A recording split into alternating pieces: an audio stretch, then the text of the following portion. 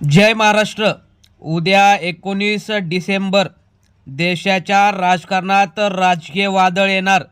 नरेंद्र मोदी अमित शाह यांना झटका बसणार।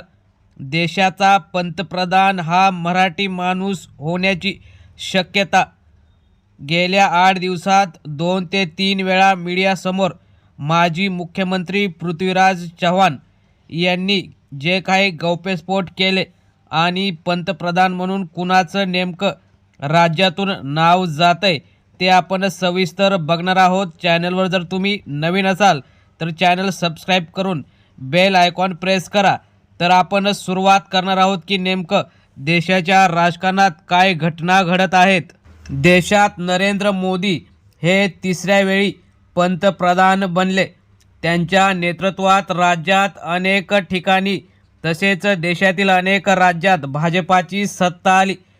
त्यानंतर भाजपाच्या या सत्ता जिथे जाईल तिथे सत्ता येण्याच्या प्रकरणावर आणि निवडणूक आयोग ईव्हीएम यावर विरोधकांनी आणि जनतेने अनेक वेळा शंका घेतल्या होत्या।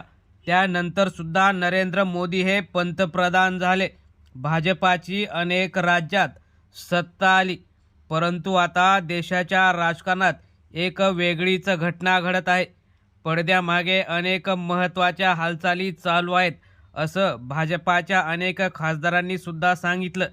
त्यातच माजी मुख्यमंत्री असलेले पृथ्वीराज चव्हाण यांनी मोठा गौप्यस्फोट केला आणि सांगितलं की 19 डिसेंबरला देशाचा पंतप्रधान बदलून राज्यातील मराठी माणूस भाजपाचा असेल किंवा इतर, परंतु मराठी माणूस देशाचा पंतप्रधान होणार अशी माहिती दिली आणि राज्यासहित देशाच्या राजकारणात एक मोठी खळबळ उडाली। त्यामुळे राज्याच्या राजकारणात एक वेगळी चर्चा आली की तो नेमका मराठी माणूस कोणता। भाजपाचा ज्येष्ठ नेता, त्यामध्ये नाव येतं नितीन गडकरी यांचं आणि त्यानंतर दुसरं नाव येतं देवेंद्र फडणवीस। परंतु अमित शाह आणि देवेंद्र फडणवीस यांचं जे काही राजकारण आणि शीतयुद्ध बघता अमित शाह देवेंद्र फडणवीस यांना पुढे येऊ देणार नाहीत असं वाटतं। तसंच नरेंद्र मोदी यांचे जे पायउतार होण्याचे दिवस आता आलेले आहेत असं सुद्धा पृथ्वीराज चव्हाण यांनी सांगितलं।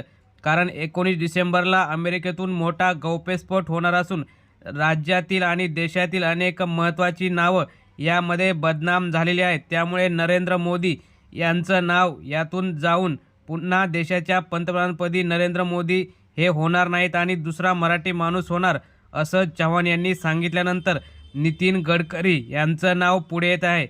RSSचे महत्त्वाचे आणि RSSचा पाठिंबा असलेले देशातील आणि सर्व धर्माशी आदर असलेले नितीन गडकरी हे पंतप्रधान होतील अशी शक्यता वर्तवण्यात येत आहे। मित्रांनो, तुम्हाला काय वाटतं, देशाचा पंतप्रधान जर मराठी माणूस झाला तर कोणाचं नाव पुढे येऊ शकतं? तसेच उद्या पंतप्रधानपदी कोण बसू शकते? तुम्हाला काय वाटतं? तुम्ही सुद्धा तुमच्या प्रतिक्रिया कमेंट बॉक्समध्ये जरूर कळवा। धन्यवाद। जय हिंद।